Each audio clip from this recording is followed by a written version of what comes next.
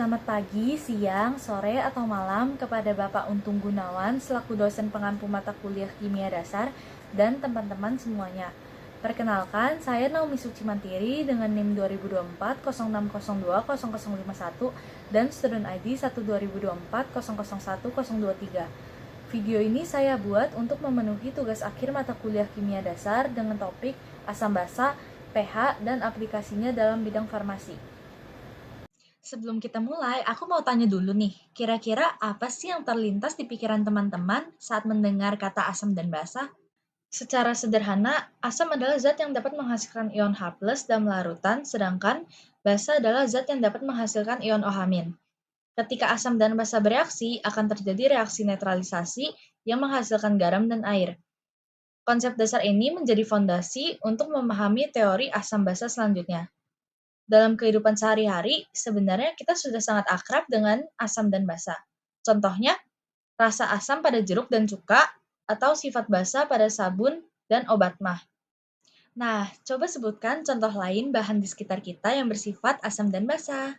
Tanpa kita sadari, konsep asam dan basa sangat penting dalam kimia dan farmasi, karena erat kaitannya dengan pH, stabilitas obat, dan kelarutan, serta efektivitas obat.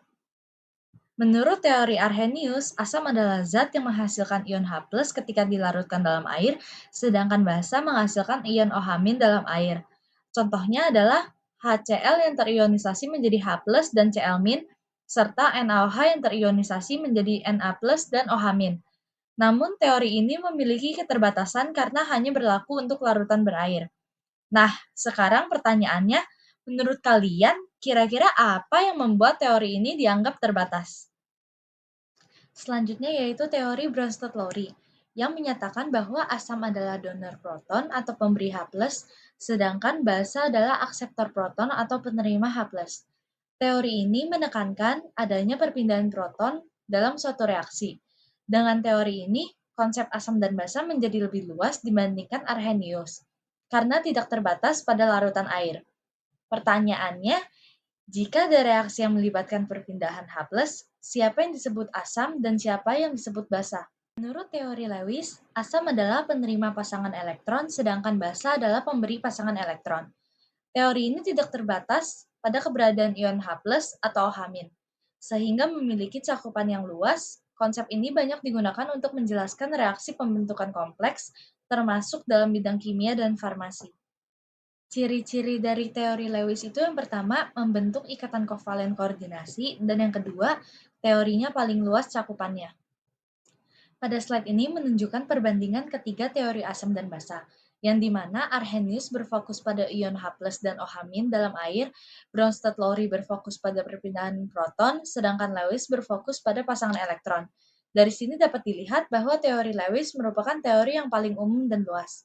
Pertanyaannya, menurut kalian, teori mana yang paling sering digunakan dalam reaksi kompleks? Selanjutnya yaitu kekuatan asam dan basa. Asam dan basa itu sendiri dapat dibedakan menjadi kuat dan lemah. Asam kuat terionisasi sempurna di dalam air, sedangkan asam lemah hanya terionisasi sebagian. Basa kuat dan basa lemah memiliki prinsip yang sama. Berikut adalah contoh dari asam kuat adalah HCl, asam lemah adalah asam asetat, basa kuat adalah NaOH, basa lemah adalah NH3. Pertanyaan selanjutnya, menurut kalian, apakah semua basa selalu berbahaya?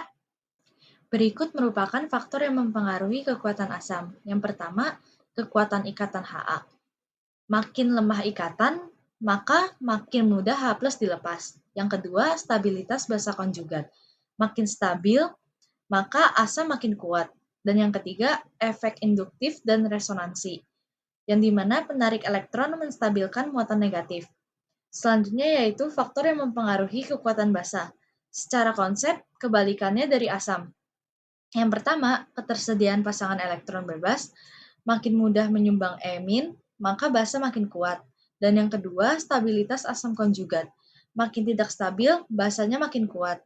Dan yang ketiga, efek induktif dan resonansi, yang dimana penarik elektron melemahkan basa, pendonor elektron menguatkan basa. Yang keempat, hibridisasi atom donor. sp3 lebih besar dari sp2, lebih besar daripada sp1. Basa terkuat ke terlemah. Pertanyaan selanjutnya, Mengapa HCl lebih kuat dibandingkan CH3COOH? Disosiasi air. Air dapat mengalami ionisasi sendiri yang disebut autoionisasi air, yang menghasilkan H+ dan OH- dalam jumlah yang sangat kecil. Reaksi ini menjadi dasar penting dalam penentuan pH dan menjelaskan mengapa air murni bersifat netral. Skala pH digunakan untuk menyatakan tingkat keasaman atau kebasahan suatu larutan. Nilai pH berkisar dari 0 hingga 14. Larutan dengan pH kurang dari 7 bersifat asam, pH sama dengan 7 bersifat netral, dan pH lebih dari 7 bersifat basa. Contohnya, asam lambung memiliki pH sekitar 1 hingga 2, sedangkan air memiliki pH sekitar 7. Pertanyaannya, menurut kalian, mengapa asam lambung memiliki pH sangat rendah? Cara mengukur pH. pH dapat diukur menggunakan beberapa metode, seperti indikator asam basa, kertas lakmus, dan pH meter.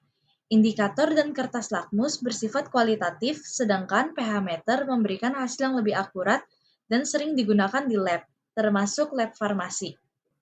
pH asam kuat dan basa kuat.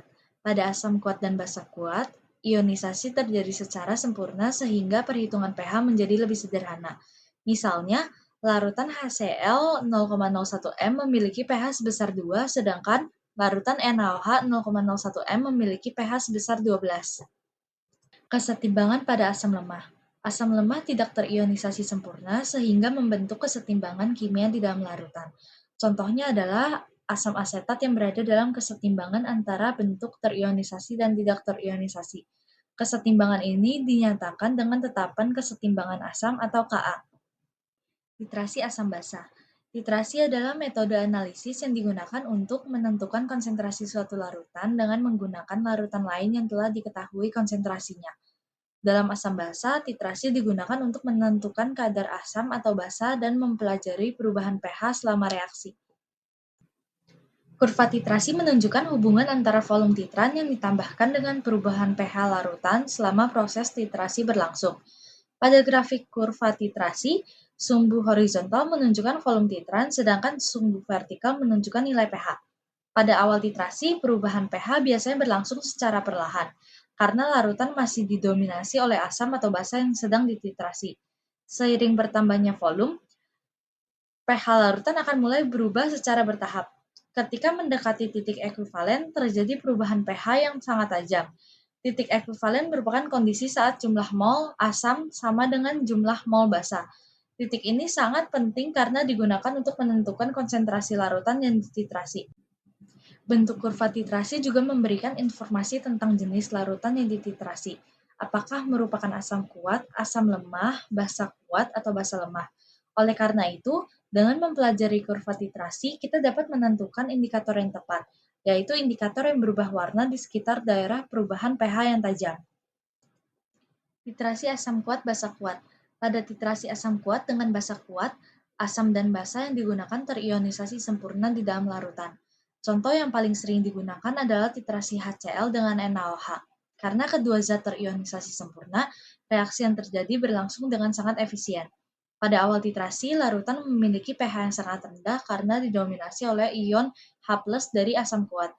Ketika basa kuat ditambahkan, sedikit demi sedikit ion OH- dari basa akan bereaksi dengan ion H+, membentuk air. Selama tahap awal, pH larutan naik secara perlahan. Saat volume titran semakin mendekati titik ekuivalen, jumlah ion H+ dan ion OH- hampir sama. Pada daerah ini, perubahan pH terjadi sangat tajam. Bahkan dengan penambahan volume titran yang sangat kecil, hal ini menjadi ciri khas titrasi asam kuat basa kuat. Pada titik ekuivalen, jumlah mol asam sama dengan jumlah mol basa, sehingga larutan yang terbentuk bersifat netral, dengan pH berada di sekitar 7. Larutan pada titik ini terutama terdiri dari air dan garam yang berasal dari asam kuat dan basa kuat, yang tidak mempengaruhi pH larutan. Setelah melewati titik ekuivalen, penambahan basa kuat akan menyebabkan larutan menjadi bersifat basa sehingga pH meningkat secara signifikan. Oleh karena itu, bentuk kurva titrasi asam kuat basa kuat menunjukkan kenaikan pH yang sangat tajam di sekitar titik ekuivalen. Karena perubahan pH yang tajam ini, pemilihan indikator menjadi lebih fleksibel, karena banyak indikator asam basa yang dapat digunakan untuk mendeteksi titik akhir titrasi jenis ini. Titrasi asam lemah basa kuat. Pada titrasi asam lemah dengan basa kuat, asam lemah yang digunakan tidak terionisasi sempurna di dalam larutan. Contoh umum yang adalah titrasi asam asetat dengan natrium hidroksida. Karena asam lemah hanya terionisasi sebagian, perilaku perubahan pH pada titrasi ini berbeda dengan titrasi asam kuat basa kuat. Pada awal titrasi, larutan bersifat asam, tetapi pH-nya tidak serendah asam kuat, karena jumlah ion H+ yang dihasilkan lebih sedikit. Ketika basa kuat mulai ditambahkan, ion OH- akan bereaksi dengan ion H+ membentuk air, serta bereaksi dengan asam lemah membentuk garam asam konjugatnya. Sebelum mencapai titik ekvivalen, larutan akan membentuk daerah buffer, yaitu campuran antara asam lemah dan basa konjugatnya. Pada daerah ini, perubahan pH berlangsung relatif lambat. Walaupun basa terus ditambahkan, daerah buffer ini merupakan ciri khas titrasi asam lemah basa kuat dan menunjukkan kemampuan larutan menahan perubahan pH. Ketika titrasi mencapai titik ekvivalen, seluruh asam lemah telah bereaksi dengan basa kuat, namun larutan yang terbentuk tidak bersifat netral, melainkan bersifat basa, sehingga pH titik ekvivalen berada di atas pH 7. Hal ini disebabkan oleh hidrolisis basa konjugat yang menghasilkan ion OH- dalam larutan. Setelah melewati titik ekvivalen, penambahan basa kuat akan menyebabkan pH larutan meningkat lebih tajam dan larutan menjadi semakin basa. Bentuk kurva titrasi menunjukkan kenaikan pH yang tidak setajam titrasi asam kuat basa kuat, terutama di sekitar titik ekvivalen. Karena titik ekvivalen berada pada pH basa, pemilihan indikator harus disesuaikan, yaitu indikator yang berubah warna pada pH di atas 7 seperti phenolphthalein. Indikator asam basa adalah zat yang dapat mengalami perubahan warna pada rentang pH tertentu. Perubahan warna ini terjadi karena struktur kimia indikator berubah ketika berada pada kondisi asam atau basa. Oleh karena itu, setiap indikator memiliki rentang pH kerja yang berbeda-beda. Dalam proses titrasi asam basa, indikator digunakan untuk menentukan titik akhir titrasi, yaitu saat warna larutan berubah secara stabil dan jelas. Titik akhir ini diharapkan berada sedekat mungkin dengan titik ekvivalen, sehingga hasil titrasi menjadi akurat. Pemilihan indikator harus disesuaikan dengan jenis titrasi yang dilakukan. Pada titrasi asam kuat dengan basa kuat, perubahan pH di sekitar titik ekvivalen sangat tajam, sehingga berbagai indikator dapat digunakan tanpa memberikan kesalahan yang besar. Contohnya seperti phenolphthalein. Namun pada titrasi asam lemah dengan basa kuat, titik ekvivalen berada pada pH di atas 7, sehingga indikator yang dipilih harus memiliki rentang perubahan warna di daerah basa. Phenolphthalein sering digunakan karena berubah warna pada sekitar pH 8-10. Sebaliknya pada titrasi basa lemah dengan asam kuat, titik ekvivalen berada pada di bawah 7, sehingga indikator yang sesuai adalah indikator yang berubah pada daerah asam seperti methyl orange. Jika indikator yang digunakan tidak sesuai, maka titik akhir titrasi tidak akan bertepatan dengan titik ekvivalen. Hal ini dapat menyebabkan kesalahan penentuan konsentrasi larutan yang dititrasi. Perhitungan kesetimbangan asam lemah. Yang pertama menggunakan konsep kesetimbangan kimia, dan yang kedua melibatkan nilai Ka dan konsentrasi awal, dan yang ketiga perhitungannya lebih kompleks dibandingkan asam kuat. Contoh aplikasi dalam bidang farmasi. Yang pertama, stabilitas obat. pH mempengaruhi kestabilan zat aktif. pH yang tidak sesuai dapat menyebabkan obat terdegradasi secara khasiat yang menurun. Yang kedua, kelarutan zat aktif. Banyak obat hanya larut optimal pada pH tertentu. pH yang tepat membantu obat larut dengan baik sehingga dapat bekerja maksimal. Yang ketiga, absorpsi obat dalam tubuh. pH mempengaruhi kemampuan obat menembus membran sel dan diserap oleh tubuh, terutama pada saluran cerna. Yang keempat, keamanan dan kenyamanan sediaan obat. pH yang tidak sesuai dapat menyebabkan iritasi, nyeri, atau kerusakan jaringan, terutama pada sediaan injeks atau obat tetes mata. Yang kelima, formulasi sediaan farmasi. Pengaturan pH dengan buffer diperlukan agar obat tetap stabil selama proses pembuatan dan penyimpanan. Yang keenam, efektivitas terapi. pH yang tepat memastikan obat bekerja sesuai dengan dosis dan memberikan efek terapi yang optimal bagi pasien. Oleh karena itu, pH sediaan farmasi harus dikontrol agar aman dan efektif digunakan. Oke, selanjutnya memasuki tahap diskusi. Yang pertama, mengapa pH sangat penting dalam sediaan obat? Dan yang kedua, apa dampaknya jika pH obat tidak sesuai? Pembahasan soal diskusi yang pertama, mengapa pH sangat penting dalam sediaan obat? pH sangat penting dalam sediaan obat karena pH mempengaruhi stabilitas kelarutan dan efektivitas obat di dalam tubuh. Setiap obat memiliki rentang pH tertentu agar tetap stabil secara kimia. Jika pH sesuai, obat tidak mudah terurai atau rusak sebelum digunakan.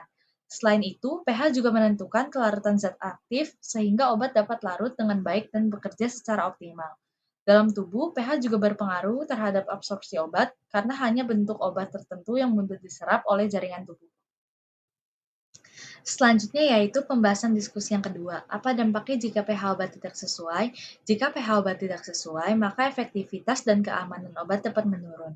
Obat bisa menjadi tidak stabil sehingga zat aktifnya rusak atau berkurang khasiatnya. Selain itu, obat yang pH-nya terlalu asam atau basa dapat menyebabkan iritasi atau rasa tidak nyaman, terutama pada sediaan injeksi atau sirup. Dalam jangka panjang, pH yang tidak sesuai juga dapat menyebabkan obat tidak terserap dengan baik sehingga terapi menjadi tidak efektif, bahkan berpotensi membahayakan pasien. Sekian video dari saya, terima kasih sudah menonton.